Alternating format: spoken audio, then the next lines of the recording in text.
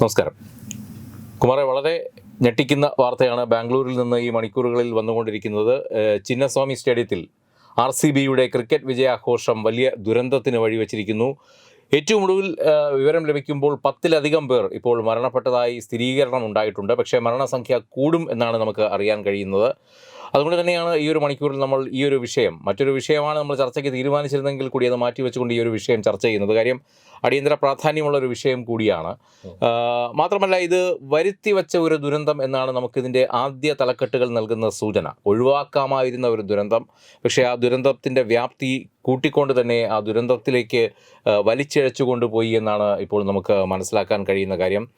പ്രത്യേകിച്ചും സർക്കാർ ഇത്തരത്തിലൊരു ആഘോഷത്തിന് മുതിരുമ്പോൾ പോലീസ് ഉൾപ്പെടെയുള്ള സംവിധാനങ്ങൾ ആദ്യം തന്നെ മുന്നറിയിപ്പ് നൽകിയിരുന്നു. കാര്യം ജനക്കൂട്ടത്തെ നിയന്ത്രിക്കാൻ പാടുപെടും, അതുകൊണ്ട് ആഘോഷം ഒഴിവാക്കണം എന്നൊരു മുന്നറിയിപ്പ് ഒരു വേളയിൽ നൽകിയിരുന്നതായി പറയപ്പെടുന്നുണ്ട്. പക്ഷേ അതൊന്നും കൈക്കൊള്ളാതെ ബാംഗ്ലൂരിൻ്റെ വിജയാഘോഷം പൊടിപൊടിക്കാൻ തന്നെ തീരുമാനിക്കുന്നു. വൈകിട്ട് ഈ പറഞ്ഞതുപോലെ വിചാരിച്ചതിലും അധികം ജനക്കൂട്ടം അവിടെ വന്നു. നിയന്ത്രിക്കാനായില്ല. പോലീസിന് ലാത്തി വീശേണ്ടി വന്നു. തിക്കിലും തിരക്കിലും പെട്ട് നിരവധി പേർ തറയിൽ വീഴുകയും പരിക്ക് പറ്റുകയൊക്കെ ചെയ്തിട്ടുണ്ട്.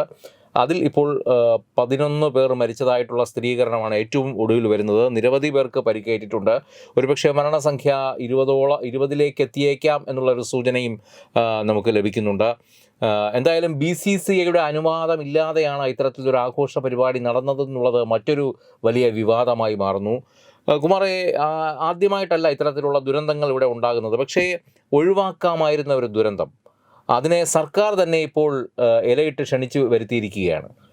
എങ്ങനെ കാണുന്നു ഇതിൻ്റെ പാളിച്ച എവിടെയാണ് പറ്റിയത്? അല്ല, തീർച്ചയായും ഇതിനകത്ത് വലിയ ചില പ്രശ്നങ്ങളുണ്ട്. കാരണം എന്തിനു വേണ്ടിയിട്ടാണ് ഈ സർക്കാർ ഈ താരങ്ങളുടെ ഒരു സ്വീകരണം ഒരുക്കിയത് എന്ന ചോദ്യം, അതൊരു വലിയ ചോദ്യമാണ്. ഇന്ത്യൻ ടീം ലോകകപ്പ് നേടി വന്നതല്ല. അല്ല അല്ല അല്ല അല്ല ഇതൊരു സ്വകാര്യ മുതലാളിയുടെ അല്ലെങ്കിൽ മുതലാളിമാരുടെ, പച്ച മലയാളത്തിൽ പറഞ്ഞാൽ പണക്കൊഴുപ്പിന്റെ പ്രഹസനം. അതെ, ഒരു സ്വകാര്യ മുതലാളിമാരുടെ അല്ലെങ്കിൽ ഒരു മുതലാളിമാരുടെ കോടിക്കണക്കിന് രൂപ മറിയുന്ന ഒരു ക്ലബ്ബ്, ആ ക്ലബ്ബ് നേടിയ വിജയത്തിൽ കർണാടക സർക്കാർ എന്തിനാണ് ഇങ്ങനെ ഒരു സ്വീകരണം ഒരുക്കിയത്? ഇവർ വേൾഡ് കപ്പ് വിജയിച്ചു വന്നതല്ല, ഇവർ ഏഷ്യ കപ്പ് വിജയിച്ചു വന്നതല്ല, രാജ്യത്തിന് അഭിമാനം ഉണ്ടാക്കിയ നേട്ടം ഉണ്ടാക്കിയതല്ല. ഇത് രാജ്യത്തിന് വലിയ നാണക്കേടും കൂടി ഉണ്ടാക്കിയിട്ടുണ്ട്. അത് വേറൊരു ഭാഗം, നമുക്ക് അടുത്ത് ചർച്ച ചെയ്യാം. പക്ഷേ ഇത് ഏതെങ്കിലും രീതിയിലുള്ള ഒളിമ്പിക്സ് മത്സരങ്ങൾ കഴിഞ്ഞുള്ള വരവല്ല. ഒരു സ്വകാര്യ ക്ലബിൻ്റെ വിജയം എന്തിനു വേണ്ടിയിട്ടാണ് കോൺഗ്രസ് സർക്കാർ, സിദ്ധരാമയ്യയുടെ സർക്കാർ ഇത്രയധികം ആഘോഷിച്ചത് എന്ന ചോദ്യം ഒരു വലിയ ചോദ്യമാണ്. BCC തന്നെ പറയുന്നു ഞങ്ങളിതിന് അനുമതി കൊടുത്തിട്ടില്ല. IPL ചെയർമാൻ പറയുന്നു ഇതാരാണ് ഈ പരിപാടി സംഘടിപ്പിച്ചത്? ഈ ചോദ്യങ്ങളെല്ലാം വളരെ വലിയ ചോദ്യമാണ്. ജനങ്ങളെ കൊലയ്ക്ക് കൊടുക്കുകയായിരുന്നു. അല്ല, ഈ ചോദ്യങ്ങൾക്ക് ഇപ്പോൾ ഉത്തരം നൽകുക ആര് എന്നുള്ളതാണ് ഏറ്റവും വലിയ സംശയം. അതാണ് ഈ സ്വകാര്യ പല ഭാഗത്തു നിന്ന് ഉയരുന്നുണ്ട്. ചോദ്യങ്ങൾ ശക്തമായി തന്നെ പല ഭാഗത്തു നിന്ന് ഉയരുന്നുണ്ട്. പക്ഷേ ഈ ചോദ്യങ്ങൾക്ക് ആരാണ് ഇതിൻ്റെ ഒരു ഉത്തരവാദിത്വം ഏറ്റെടുത്തുകൊണ്ട് ഉത്തരം നൽകുക എന്നുള്ളതാണ് ഇപ്പോൾ ഏറ്റവും വലിയ ചോദ്യമായി മാറിയിരിക്കുന്നത്. തീർച്ചയായിട്ടും. അതായത് ഒരു തെലുഗു സിനിമ നടനായ അല്ലു അർജുൻ അഭിനയിച്ച ഒരു ചലച്ചിത്രത്തിൻ്റെ റിലീസിങ്ങിനിടെ ചെറിയ തിക്കിലും തിരക്കിലും പെട്ട ഒരു പെൺകുട്ടി മരിക്കാനിടയായ സംഭവത്തിൽ ആ സൂപ്പർ സ്റ്റാറിനെ പിടിച്ചുകൊണ്ടുപോയി ജയിലിലെ തറയിൽ കിടത്തിയ ഒരു ഗവൺമെൻറ്റുണ്ട്. തൊട്ടടുത്ത സംസ്ഥാനമായ തെലങ്കാനയിലെ കോൺഗ്രസ് സർക്കാരാണത് ചെയ്തത്. ആ സർക്കാർ, അതേ കോൺഗ്രസ് ആണ് ഇവിടെ ഭരിക്കുന്നത്. ഈ സർക്കാർ എന്താണ് ചെയ്തത്? പോലീസ് ഒന്നടങ്കം ശാസ്ത്രീയമായി തന്നെ പറഞ്ഞു ഇങ്ങനെ ഒരു പരിപാടി നടത്താനുള്ള സമയമായിട്ടില്ല, ഇതിന് നിരവധി മുന്നൊരുക്കങ്ങൾ വേണം, ഒരു കാരണവശാലും പരിപാടി നടത്തരുത്. ഇതെന്തോ രാഷ്ട്രീയ ലാഭമാണ്, ഇതിന് പിന്നിൽ സർക്കാരായിരുന്നു, സിദ്ധരാമയ്യയും DK ശിവകുമാർ എല്ലാം ബാറ്റ് ചെയ്താണ് ഈ വിജയം നേടിയത്, 18 വർഷത്തിന് ശേഷമുള്ള വിജയം നേടിയത് എന്നൊക്കെ പറഞ്ഞ് അതിൻ്റെ ക്രെഡിറ്റ് എടുക്കാൻ വേണ്ടി താരങ്ങളെ വിളിച്ചു വരുത്തി ഇത് ഇന്ന് തന്നെ നടത്തണമെന്ന് നിർബന്ധം പിടിക്കുകയും അത് ചിന്നസ്വാമി സ്റ്റേഡിയത്തിൽ ഇടപെട്ട് സർക്കാർ മുൻകൈയെടുത്ത് നടത്തുകയും ചെയ്തു. അതാണ് ഏറ്റവും വലിയ പ്രശ്നമായത്. പോലീസുകാർക്ക് നിയന്ത്രിക്കാനാകാത്ത സാഹചര്യം വന്നു. അവർക്ക് ഈ പരിപാടി പ്ലാൻ ചെയ്യാനുള്ള സമയം കിട്ടിയില്ല. കഴിഞ്ഞ ദിവസം കപ്പടിക്കുന്നു, ഇന്ന് തന്നെ വിക്ടറി റാലി നടത്തുന്നു, യാതൊരുവിധ ഒരുക്കങ്ങളും ഇല്ലാതെ. അതോ BCCIയോ IPL ഭരണസമിതിയോ അറിയാതെ ഇങ്ങനെ ഒരു പരിപാടി നടത്തുന്നു. അല്ല, അതാണ് കുമാർ കാര്യം. ഈ ചിന്നസ്വാമി സ്റ്റേഡിയത്തിലെ മാച്ച് എന്ന് പറഞ്ഞാൽ ലോക പ്രശസ്തമായ പല ടീമുകളും നമ്മൾ പണ്ട് മുതൽ കാണുന്നതാണ്. കഴിഞ്ഞ ഒരു 2 പതിറ്റാണ്ടോളമായി വിവിധ രാജ്യങ്ങൾ ഇവിടെ വന്ന് കളിച്ചിട്ടുണ്ട്, വലിയ വലിയ മത്സരങ്ങൾ നടന്നിട്ടുണ്ട്, ലോകകപ്പ് നടക്കുന്ന സമയങ്ങളിൽ പോലും പ്രധാന വേദിയായിട്ടുണ്ട്.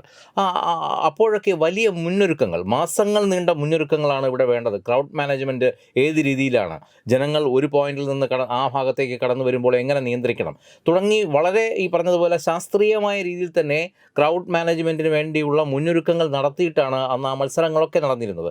ഇത് ഇന്നലെ പെടുന്നനെ മത്സരത്തിൽ ടീം ജയിക്കുന്നു, ഇന്ന് 12 മണിക്കൂറിനകം അവിടെ വിജയാഘോഷത്തിനായി ഈ സ്റ്റേഡിയം സജ്ജമാക്കുന്നു.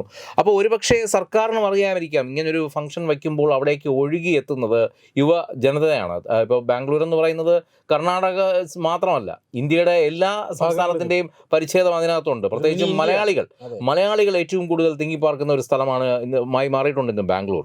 അപ്പോൾ ഇത്രയും ജനം അവിടേക്ക് ഒഴുകിയെത്തുമ്പോൾ അവരെ നിയന്ത്രിക്കാനുള്ള സുരക്ഷാ മുന്നൊരുക്കങ്ങളൊന്നുമില്ലാതെ പിന്നെ എന്ത് കച്ചവട കണ്ണാണ് ഇവരിവിടെ ലാക്കാക്കിയതെന്നുള്ളതാണ്. തീർച്ചയായിട്ടും അത് ഈ പറയുന്ന പോലെ ഈ സ്വകാര്യ ക്ലബ്ബ് നേടിയ ഒരു വിജയം തങ്ങളുടെ സർക്കാരിൻ്റെ വിജയമാക്കി മാറ്റാനുള്ള ഒരു വ്യഗ്രതയാണ് ഇതിന് പിന്നിൽ. പക്ഷേ ഇപ്പോഴും ആ വിക്ടറി പരേഡ് നടന്നിട്ടില്ല.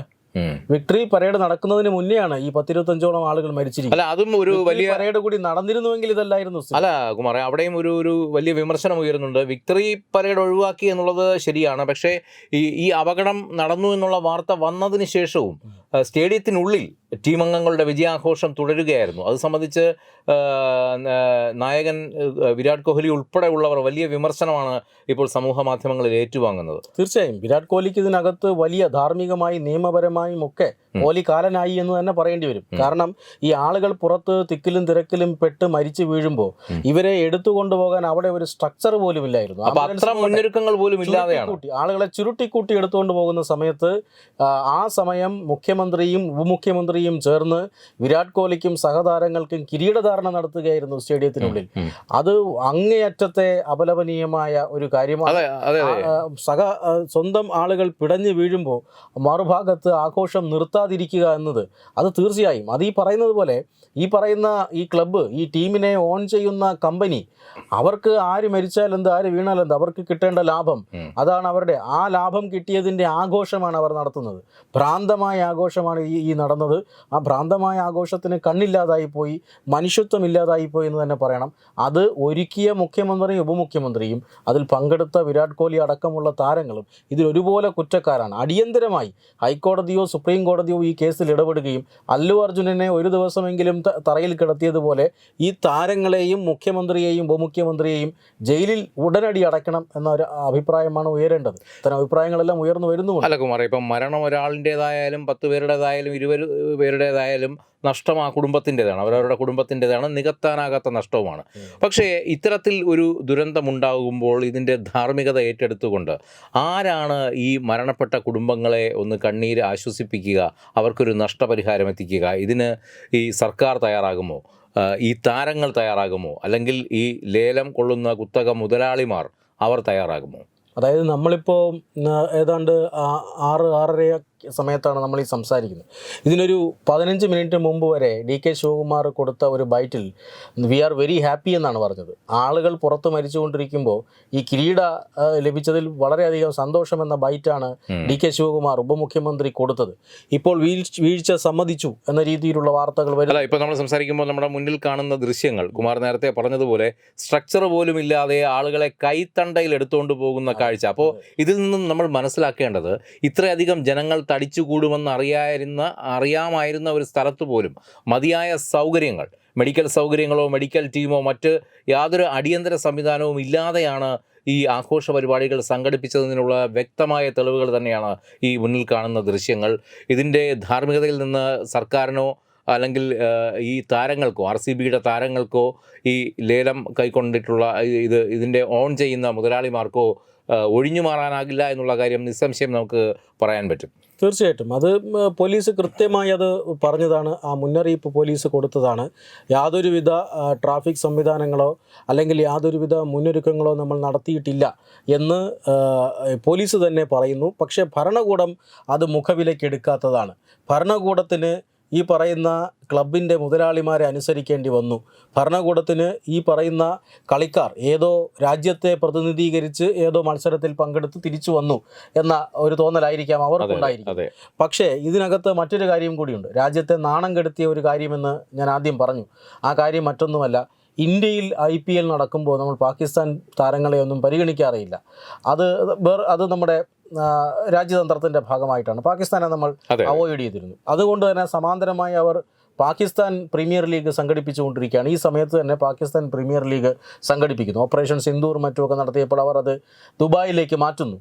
അത് വിജയകരമായി അവസാനിക്കുന്നു. ഇതൊരു ദുരന്ത പര്യവസാനിയായി എന്ന് നാളെ പാകിസ്ഥാൻ പത്രമാധ്യമങ്ങൾ അച്ചുനിരത്തും. അവർക്ക് ആവശ്യമില്ലാതെ ആഘോഷിക്കാൻ ഒരു അവസരം നമ്മൾ കൊടുത്തു. നാളെ നാണം കെടാൻ പോകുന്നത് ഭാരതമാണ്, ഈ സിദ്ധരാമയ്യയും കൂട്ടരും കാരണമെന്ന് തന്നെ പറയേണ്ടി വരും. എന്തായാലും വളരെ ദാരുണമായ സംഭവം. 11 പേർ മരിച്ചതായിട്ടാണ് ഈ ഒരു സമയത്ത് നമുക്ക് കിട്ടുന്ന വിവരം. ഇതിൽ 6 വയസ്സുള്ള ഒരു പെൺകുട്ടിയും ഉൾപ്പെട്ടിട്ടുണ്ടെന്നുള്ള ഒരു ദയനീയ വാർത്ത കൂടി പുറത്തു വരുന്നുണ്ട്. ഇപ്പോൾ IPL ചെയർമാൻ ഈ പരിപാടിക്കെതിരെ ശക്തമായ സ്വരവുമായി മുന്നിട്ടിറങ്ങിയിട്ടുണ്ട്. ആരുടെ അനുമതിയോടുകൂടിയാണ് ഇത്തരത്തിലൊരു പരിപാടി സംഘടിപ്പിച്ചത് എന്നാണ് അദ്ദേഹം ചോദിച്ചത്. അതുമാത്രമല്ല, വീഴ്ച DK ശിവകുമാർ ഇപ്പോൾ സമ്മതിക്കുന്നുമുണ്ട്.